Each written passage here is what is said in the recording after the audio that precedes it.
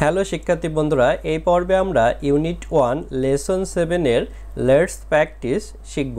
দেখো 1 এ আছে use the correct word, সঠিক শব্দগুলো ব্যবহার করো, ফ্রম দ্য বক্স, বাক্স হতে, টু মেক দ্য টেক্সট, লেখাটিকে তৈরি করতে, মিনিংফুল মানে অর্থপূর্ণ।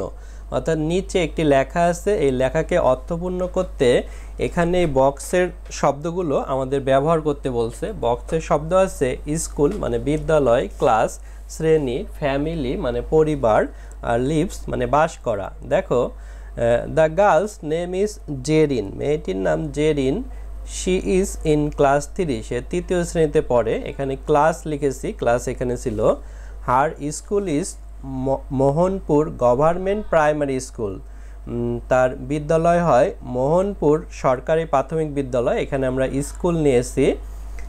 শি লিভস ইন মোহনপুর, সে মোহনপুরে বাস করে, এখান থেকে আমরা লিভস নিয়েছি।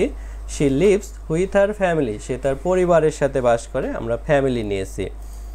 দেখো এখানে টুতে আছে কমপ্লিট দ্য টেবল, ছকটি সম্পূর্ণ করো, হুইথ ইয়োর ইনফরমেশান, তোমার তথ্য ব্যবহার করে বা তোমার তথ্যের সাথে।